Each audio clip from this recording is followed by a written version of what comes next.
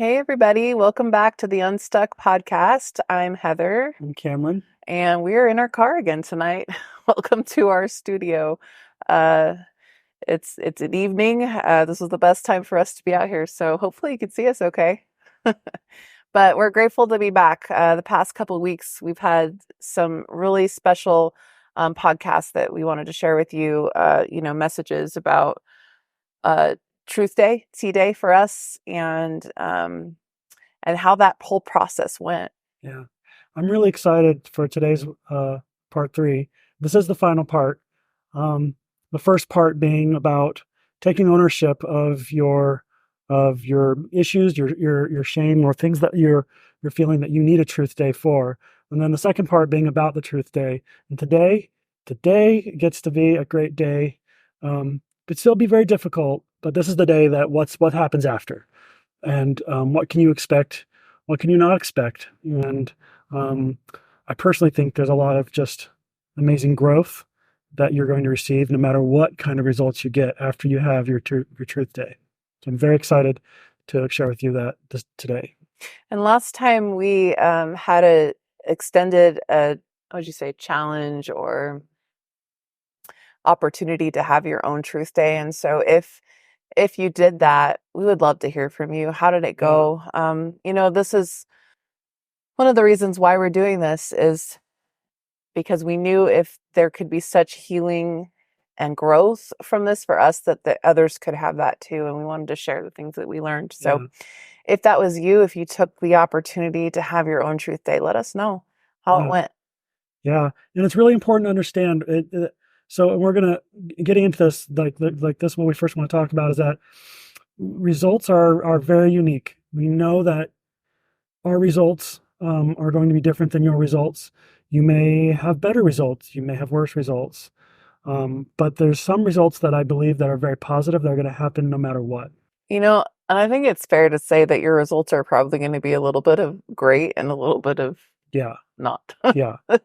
I don't know that there is really a way around it because when you're dealing with something like this, it's just messy.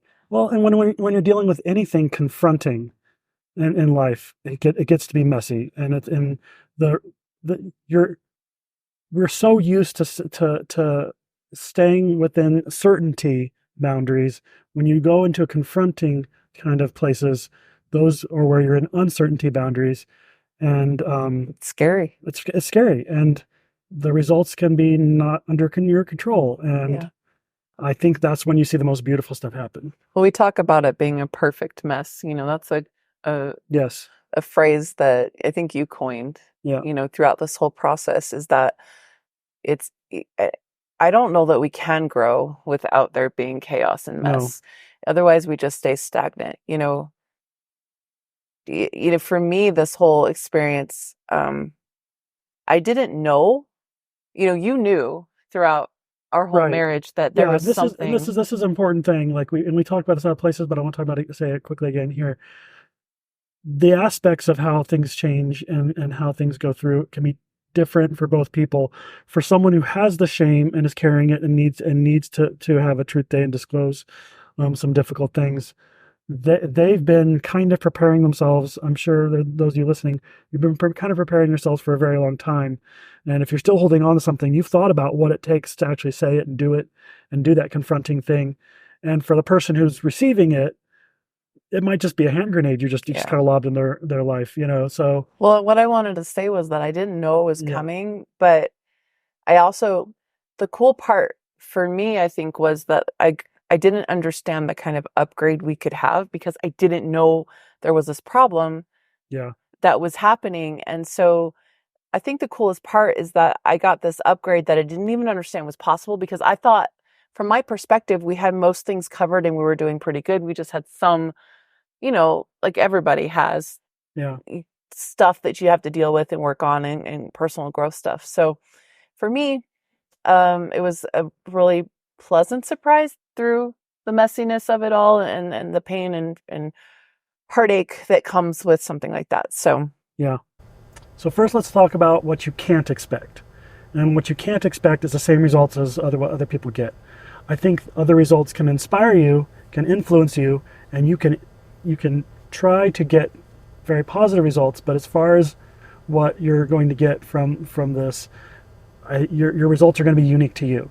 And I believe even things that show up as what you think is not positive and what are very uncomfortable, you'll be surprised how much of those will later turn out to be actually very positive for you. I would say invariably all of them are going Well, to be very positive. Even if at the time it feels very difficult, and you get a lot of negative things that in your life that come up from it. I don't think it's possible for us to prescribe what happened to us and expect the exact same results for anybody No. because people are so unique. You know, you could have just the dynamics in every relationship are Yes. so very different. But what we can guarantee, I think, on that note, is that the truth will set you free. Totally. Yeah. Yeah. And so that's a great point, Heather. No matter what happens, the net gain will be positive. I believe we can guarantee that. Another thing that I want to mention that you can't expect is you can't expect. We talk about this in other podcasts, and I'm going to talk about this a lot all the time. Is that there's no control in your life that you have other than yourself, and so if you're trying to ever control somebody else's results or have somebody else show up the way you want, that's a bad way to go about things. You can influence it. I understand there's going to be situations in life where you really might feel there needs to be somebody to show up in a certain way, but it's not going to work if that's what you need for your positive results. Your results need to be what you can produce with your own actions, and you can influence their reactions. And I think you can even encourage it, but it can't be necessary. It can't be that it has to show up. I think that when you are doing this, or if you're listening to this podcast, knowing that someone wanting change for somebody else in your life, I just, don't use this podcast or these principles for somebody else to change. That would be my biggest advice, is that if there is something in your life, maybe you're suspecting something, a spouse isn't being honest with you, or maybe it's just you don't like how they're showing up in your marriage. Whatever it is, the key point that I think we really want to drive in here is that you control only yourself, and these principles that we're talking about are to help you show up for yourself and for your spouse, and to take control of what you have ownership of. Yeah. And that's you. That's your thoughts. That's how you show up. That's how you approach life and how you change to become a better person.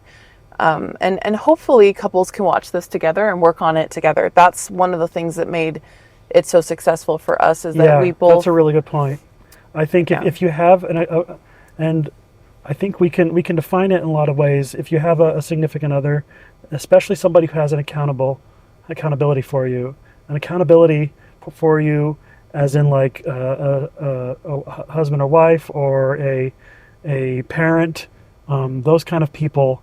When you can do something with somebody else, bringing somebody in, it requires a type of vulnerability that helps you grow. It can be very difficult, but B, also having that additional support of somebody else who's on your side, somebody else who can see your blind spots where you might not be able to grow that way. It's like if you're ever working out or doing some sort of sport, you don't. Like when I was in high school, I did some weightlifting, and I knew that if I weightlifted with the football players, I was going to get a lot more growth than if I weightlifted with people who are at my stage and weren't doing as well. And so it's that type of thing. When somebody else has already got something a little bit ahead of you, and they understand something that you may be struggling with, they can see your blind spots and they can help push you in ways that you might just not quite understand yet. And I would say too that if you are that support person for somebody going through something hard, don't just support them, walk through it with them. Find something in your life that you want to improve and grow upon, and allow that to be like part of your relationship where you support one another. I think, and I don't want to speak for you, but I feel like that was a really valuable part of our experience, was the fact that we were both huge. Yeah. It was huge. The fact that Heather took my problem, and she actually was able to see things of herself that she could even liken that she needed to grow, that were similar, not the same level, but were similar. It helped me feel not as alone, and it was also really nice because I think it also gave her perspective to help me as well. So yeah, I Well, like that. and I also accountability for the part I played in Yeah, the situation that you were in.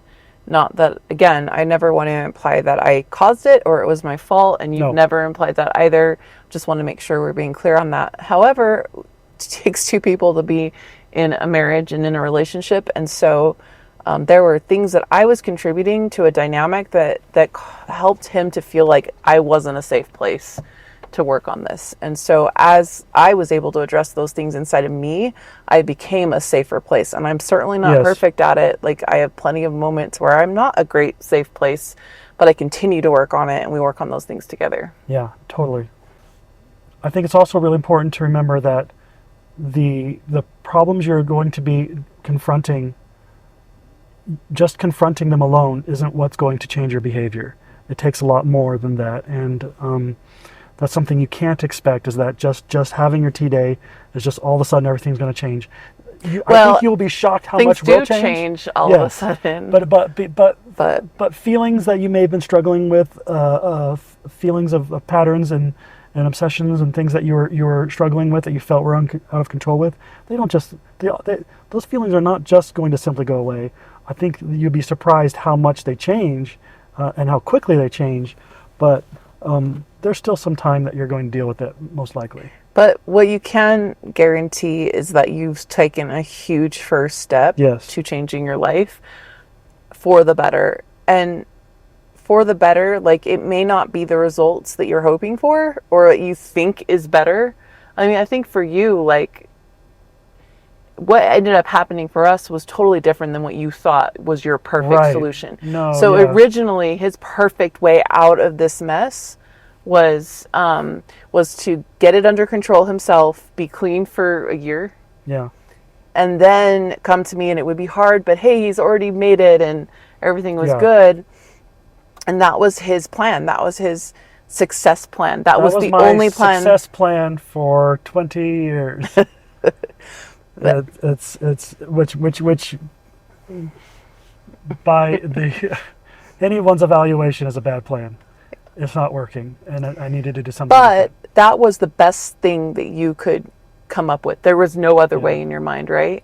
And I think I'm bringing this up simply because trust that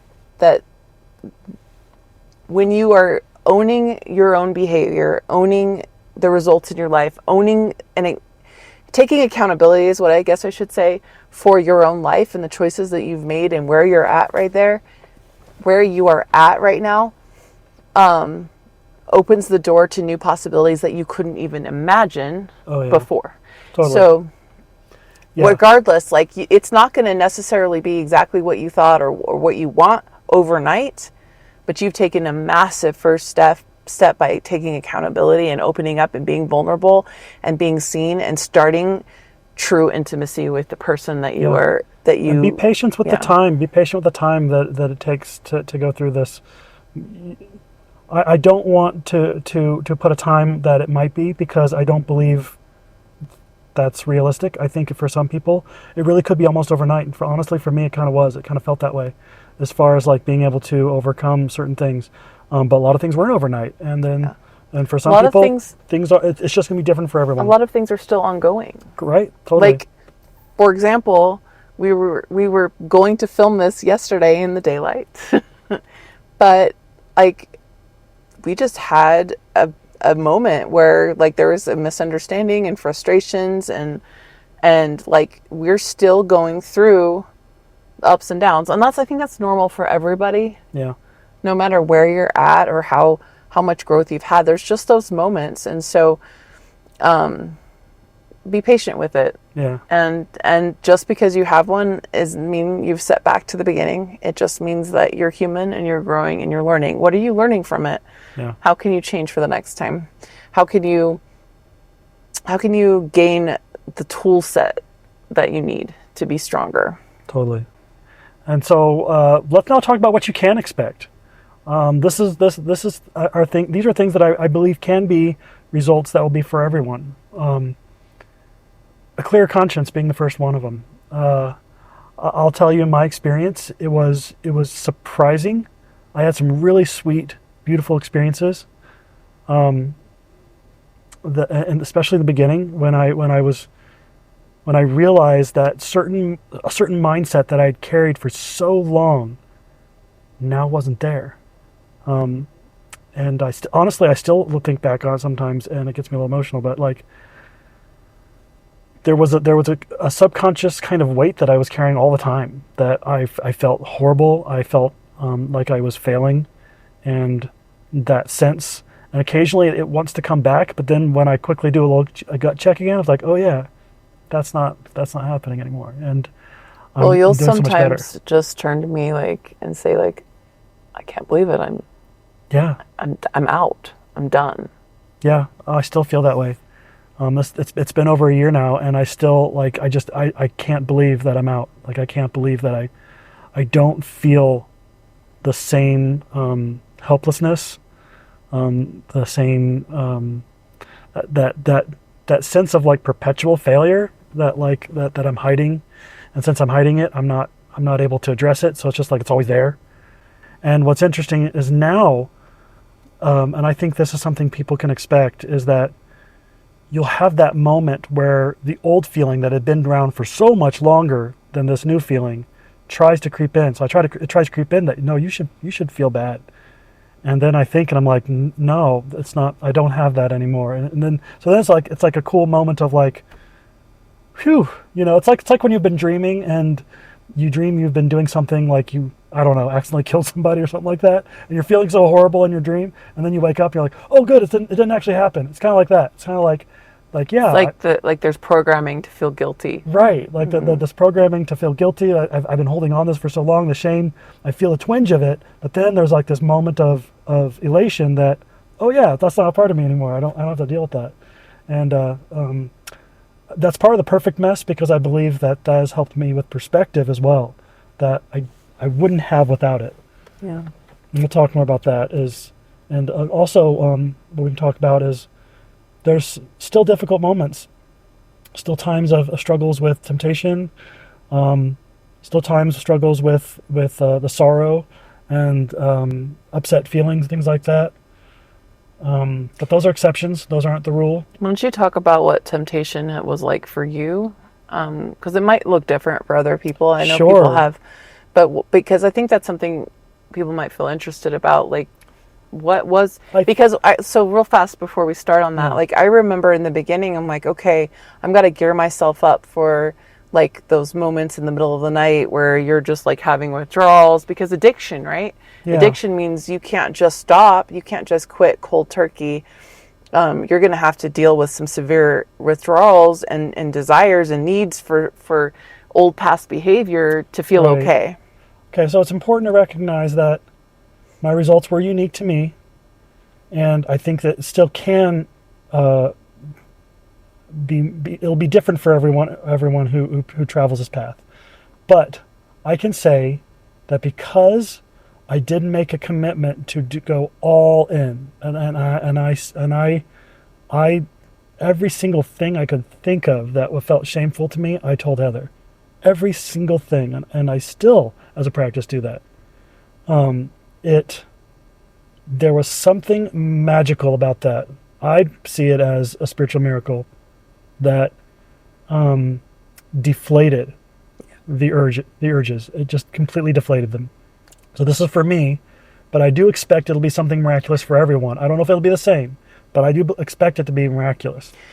And then so it deflated it, but didn't completely remove urges No, it or didn't completely remove temptations. it. There was still temptations, things that I wanted to. We say activate rather than trigger, but yeah, so things that would try to activate me, and occasionally.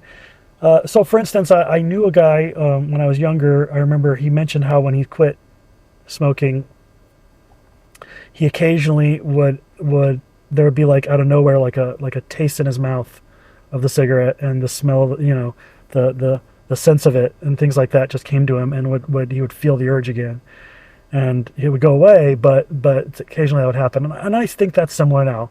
I can just be sitting there and out of nowhere there's like a kind of thought that, hey, going and seeing this or that, or indulging in this or that would be really kind of fun. You should do that. Well, and a lot of it too is habitual, right? It's like Right. it's just your environment and what caused it before. And so if Right. you're still living in your same environment, it's not like you've uprooted everything. So those things can come back and be Yeah. there when you don't even expect it, or you're not thinking about it, or you're And feeling great. totally. And I think the power of a very fully committed tea day that we explained in our last podcast, and you should go watch it if you haven't yet, is that you will experience a kind of beautiful whiplash. Like you've had a really you've done a really difficult confrontation on a very deep rooted pattern, or you may feel it's an addiction, and it may be an addiction.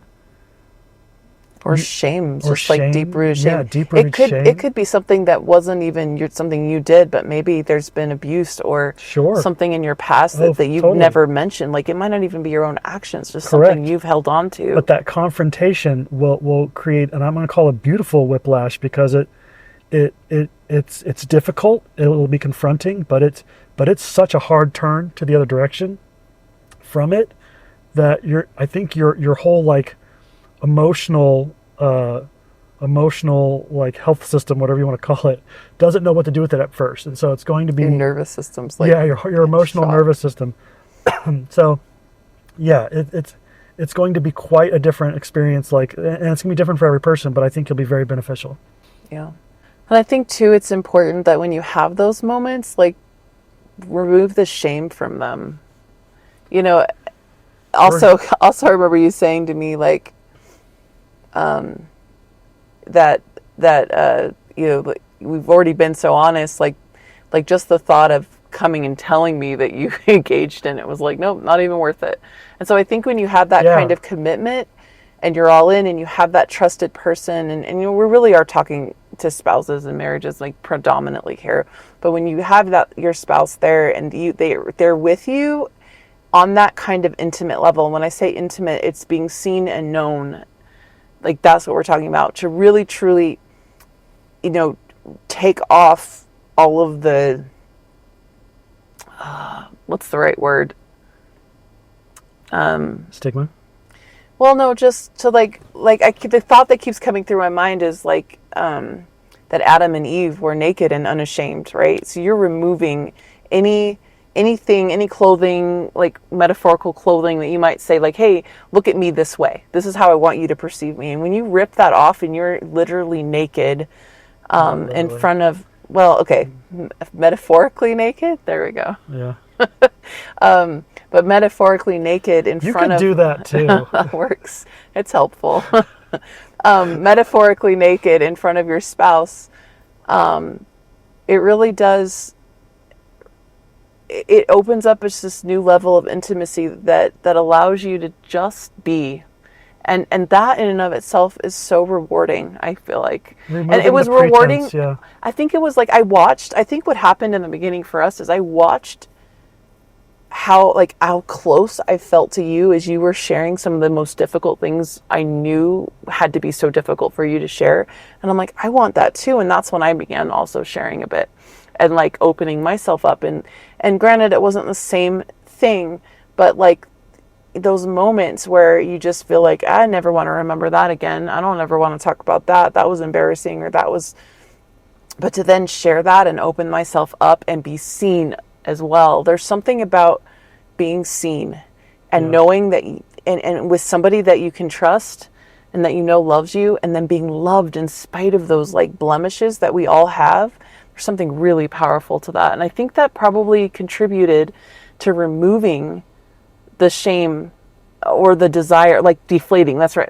I guess that's where we're going, like Yeah. deflating that desire. At least I think so. What do you think?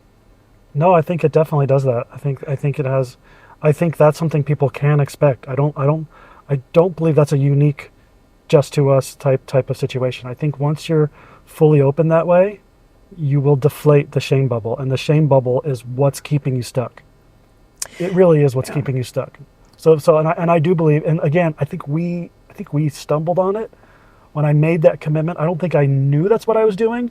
Let me tell you, when we talked about this, Heather and I, when like what was it that clicked in my head? And I don't know what it was, but there was something where I went from I have to keep this hidden so that I can save her from me and my problems and make sure our relationship stays a certain way, which was a bad plan.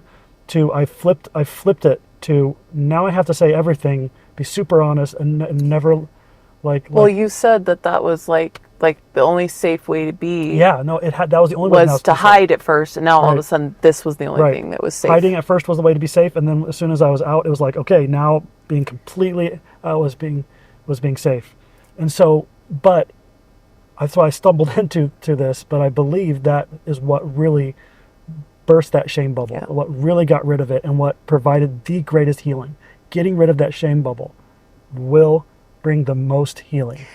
And owning whether you're in the shame bubble or not. I want to really fast touch on this before we move on to the next section. But I remember, so a lot of times I think on the other side, if you have something to disclose, like it's very uncomfortable, you kind of want to be done with it, I would imagine, right? Like, okay, I've said it, Oh I want to be yeah, done. totally.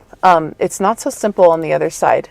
And I'm, speaking from experience, I've had so many times where I've come back and I've known we've talked about it, but I still have a question or I'm still trying to understand. And so something you did really, really well was that you didn't like say, okay, I've said it, we're not talking about it anymore, I'm done. Like, let's just be over with it. Like, you kept an open door for me that I'm sure was not fun a lot of the time. And some of the time, some more painful than others. I think it depends on how you're feeling. But I always had an open door to address like concerns. And what was really interesting for me is I just recently read a book where I saw this happen in somebody else. It was a betrayal story, and where the wife like kept revisiting and asking questions. And I'm like, oh my gosh, I feel like, because I kind of felt crazy. Like, well, I know we've talked about this. Why can't I just like accept it? I felt like I accepted it before, but I had to revisit. And it's just, I think, part of the grieving and healing process. Yeah. I think it's a really normal thing when your whole reality kind of gets flipped upside down on its head and you're just kind of blindsided, Right. like that it just takes time sometimes, and revisiting something that feels particularly hard or hurtful is really helpful. And if you can be open, as that person and just let them and walk with them, you've had time. Like, he had time to process all this. He knew about it. Right. I didn't. And so it's just a slower process. Remember that if you're Well, disclosing something that the other person had no clue about, or right. maybe didn't understand the extent of, recognize that this is new information and you've had a lot of time to get accustomed to it and understand it yourself.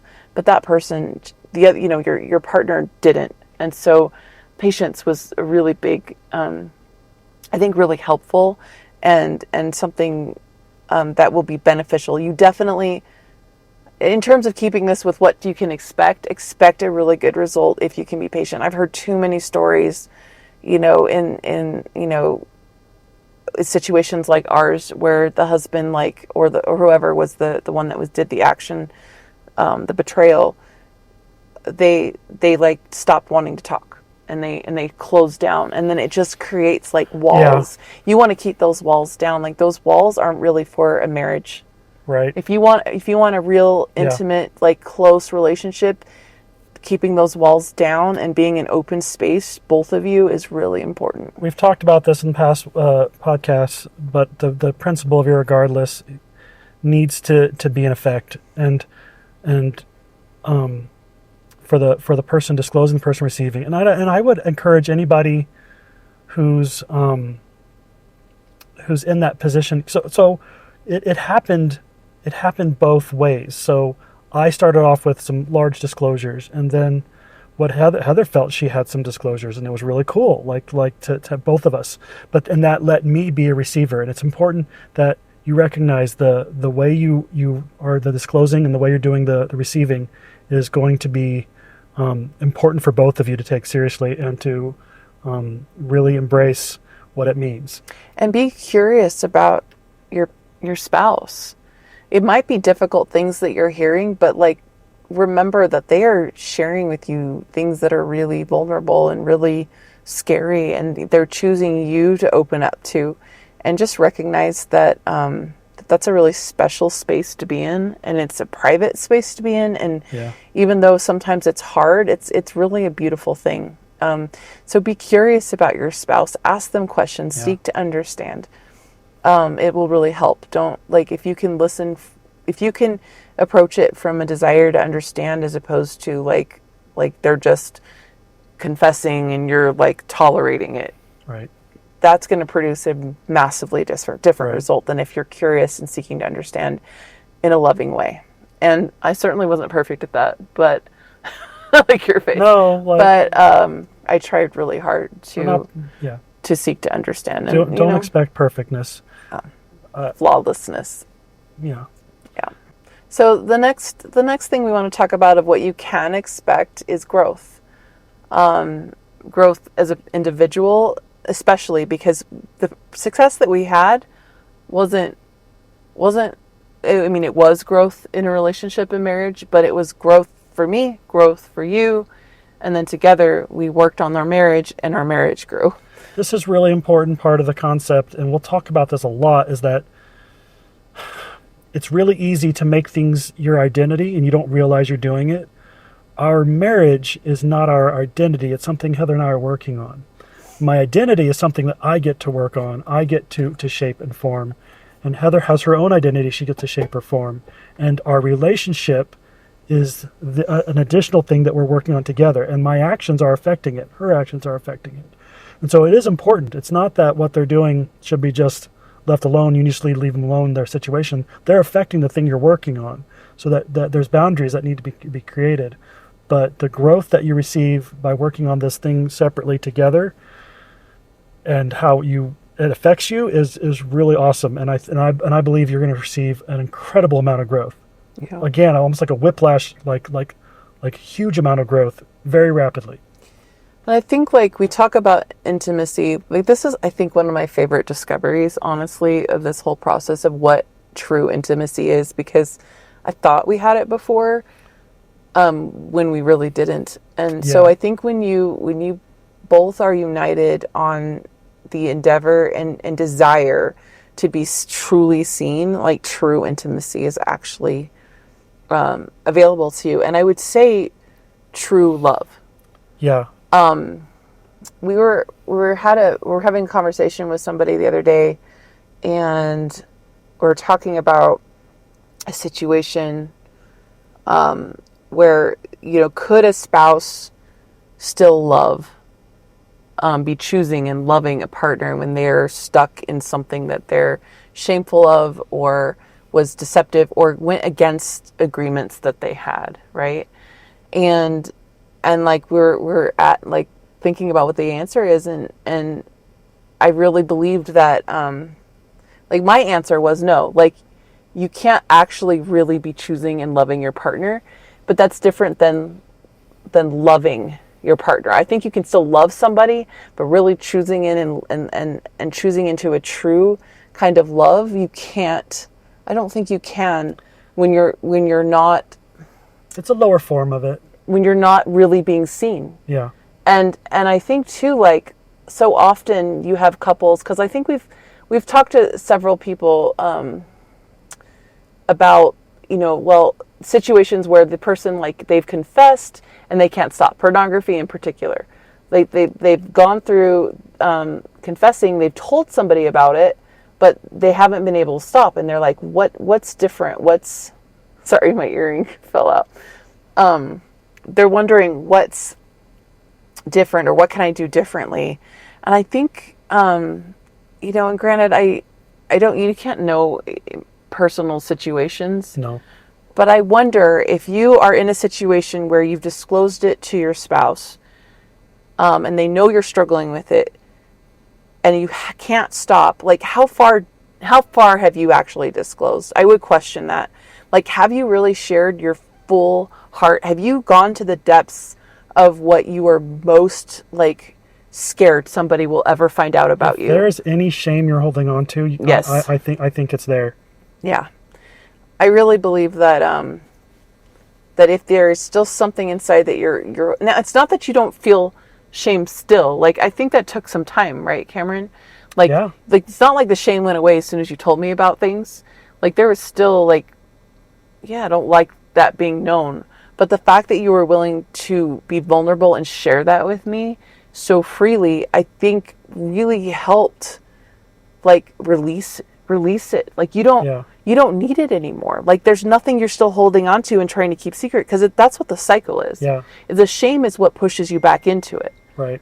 And so if that's you, if you're one of those people who have said like, well, I've already talked to my spouse. They know I struggle with pornography. Well, how much do they know about it? What Yeah. have you shared? How much in depth have you gone into your soul? It might not even be the pornography anymore. There might be just other Exactly. aspects of your life where you're Exactly. holding on to shame. I really think shame in itself, no matter where it's hiding, if you have it, if there's something that you think to yourself, I can't talk about that, it should be what you're talking about. Yeah. And the growth you will receive from that is so rapid and startling. I think Yes. you will find almost a kind of euphoria Yeah. for being able to share that, and being the type of, and I'm hoping that the person who's receiving this can also feel this euphoria, can also feel the great, wonderful power of the growth that you're receiving from this person, and that you can receive yourself if you do it as well. One thing that I think Heather was touching on that I'd like to mention is getting completely honest and being seen is the only way you're going to find that path to actually being able to fully love someone. I think so many of us think, so for instance, I thought I was being loving by not telling my wife and Yeah. letting her know, because it was a hard thing and I thought it would destroy our marriage. I thought it would make her feel sad, and all these things are not untrue. It made her feel sad. Well, and I like it, like because we had a moment just Lugero. I was apologizing that I had a hard moment, and I was Hmm. feeling really sad, and I said, I'm really sorry that I'm what did I say that I think I said, like, I'm really sorry that I'm doing exactly what you feared I would do. Hmm. And what did you say? You're like, that isn't my problem anymore. Yeah. Like my job isn't to No. Yeah. protect you from this feeling. My job is And to be I didn't honest. say that in a cold way. I was just trying to No, say that it didn't come across cold. yeah, your problems and things that you're having issues with, is no longer, it's no longer my, how do I say that? It's not important. It's important that I maintain the truth that I speak, and that's up to me to do that. And your reaction is not my control Yeah. and my control. Your problem isn't my reaction. Right. Your problem is making sure that you're honest and then loving and supporting me through my Correct. emotions as I Right. deal with them. And here's the really crazy truth of it all. As sucky as it is sometimes, like truly difficult and awful moments where you just wish that things were different. I mean, I had that the other day where I just like felt that sad morning. I'm like, I wish it was different. I wish it didn't have to be this way. I wish we could have all this wonderful growth without this. But in reality, like what he went through and what happened shone a light on areas and holes inside of myself. And if anything, even through the difficult moments and times where it hurts, I'm grateful because I just get to be stronger if I choose in. Yeah. I get to fix what's broken inside of me that says like, hey, that makes his problem about me, Yeah. because it wasn't. I think what's really cool, and something I have been seeing, and I find it really interesting, is that once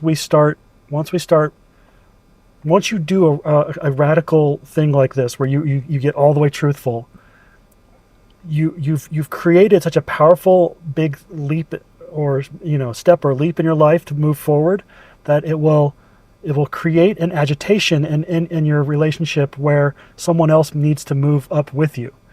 And I think that's amazing. That's a wonderful place to be. And it's why we should be trying to differentiate ourselves and be able to progress ourselves as much as we can. Because again, we can only control ourselves.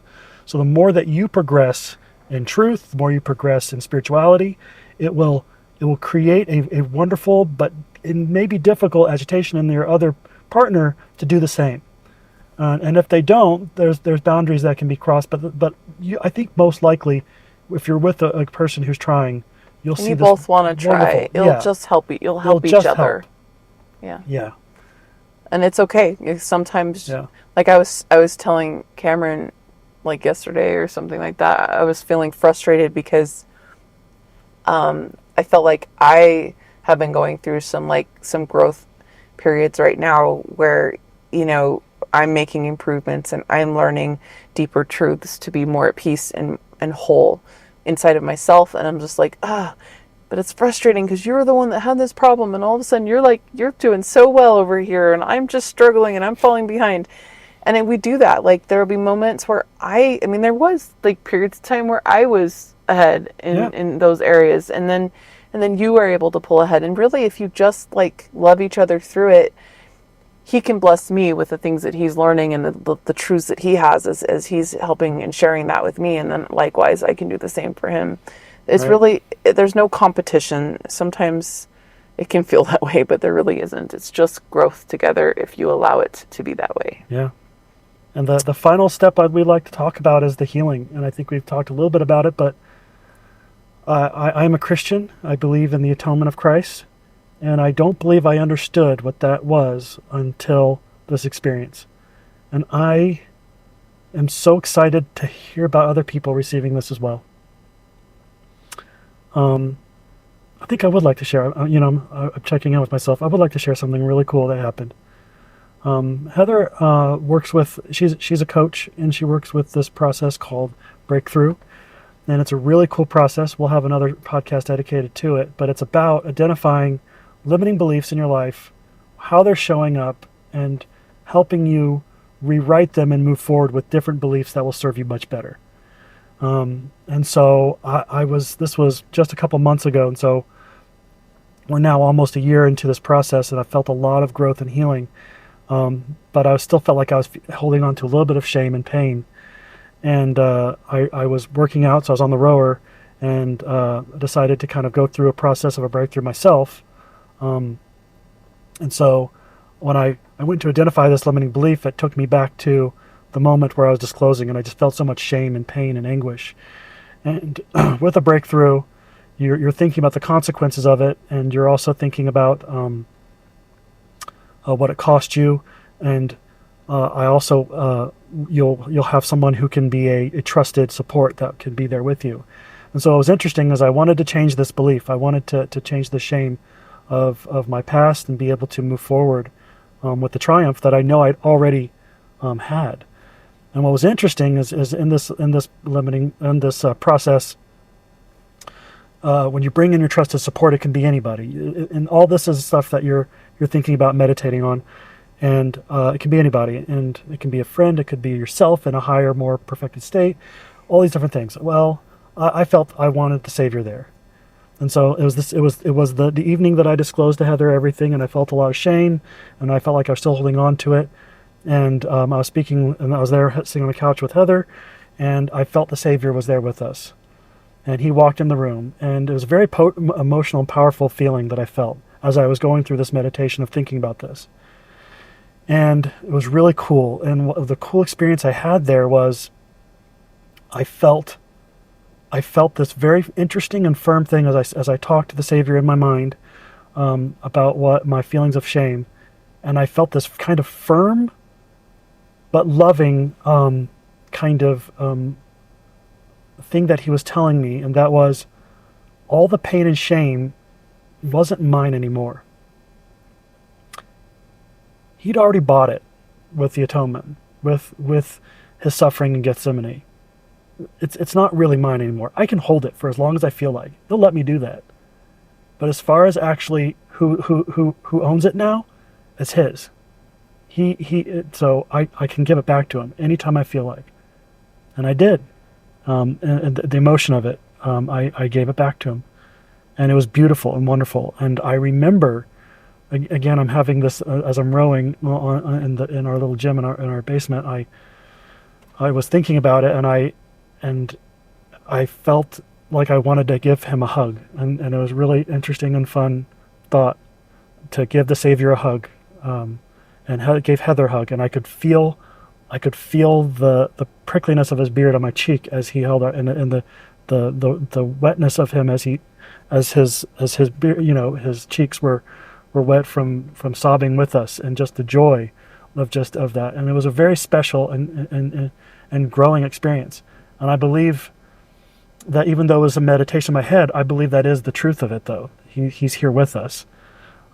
He wants us to take advantage of this.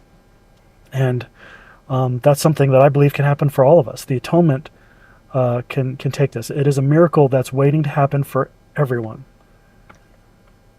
Even the person who's hurting that didn't. Right. It's not just there for the sin and the sinner. It's there for those that are hurting in any kind of pain and sorrow. And you know, and I'm learning myself how the atonement can bless me in a way that I didn't get before. Yeah. Thank you for sharing that. Welcome. That was beautiful. One other aspect to healing that I wanted to touch on is gratitude. I was having a particularly difficult day and a half recently, and I remember knowing like that I just needed to go spend time with God in prayer. And I remember like laying in bed early one morning, like everyone was still asleep, and I just opened a prayer, and I began with like what I was grateful for.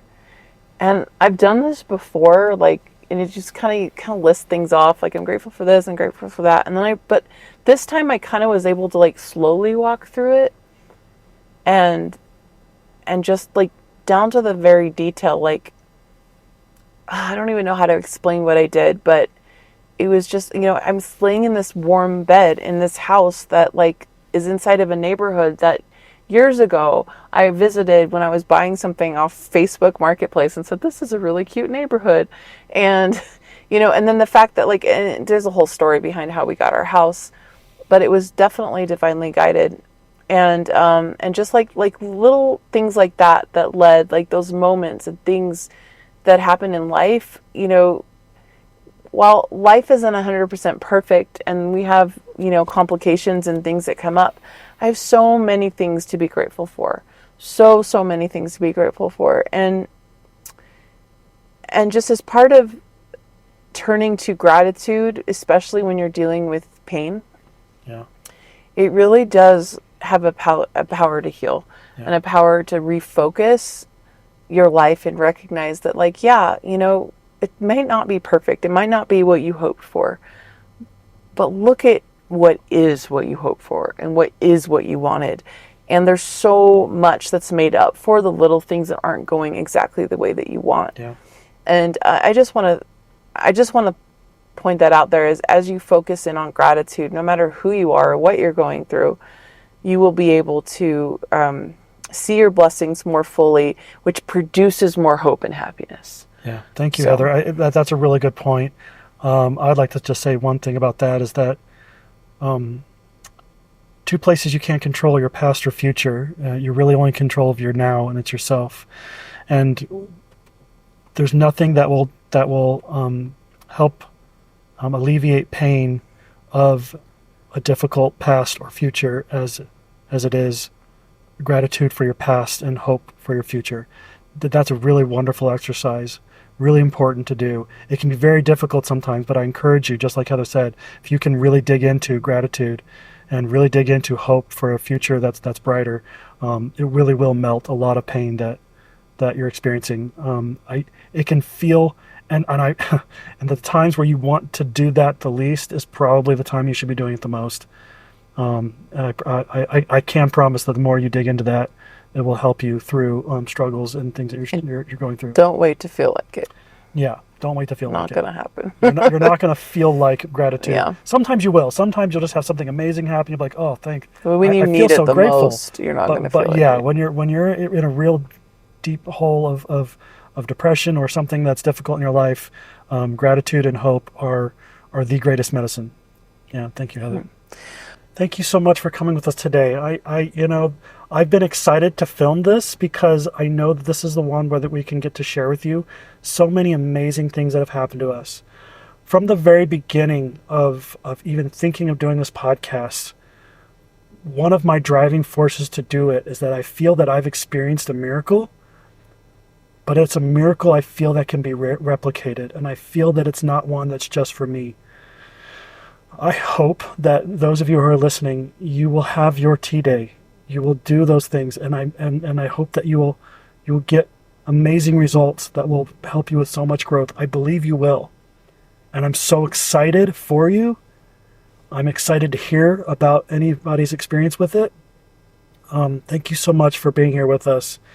We have a lot more to talk about. I hope you can stay with us. Please share this podcast. Subscribe on YouTube and subscribe in the other podcasting places that we have it if you want. Yeah, we know it's an uncomfortable topic for people to just talk about and share openly. That's one of the reasons why we're doing this, because we're hoping to give more people the courage to talk about it so that we can get away from shame that's unnecessary and keeping people stuck and hurting.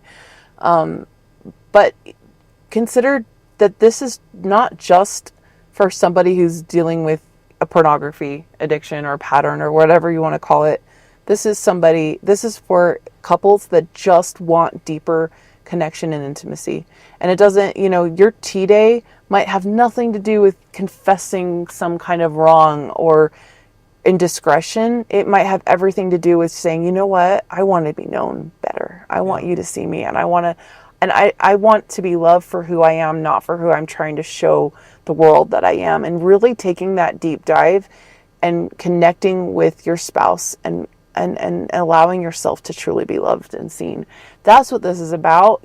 Our origin story has to do with pornography addiction, and many of yours probably will too, because that's just the world we live in right now. But this isn't about pornography addiction.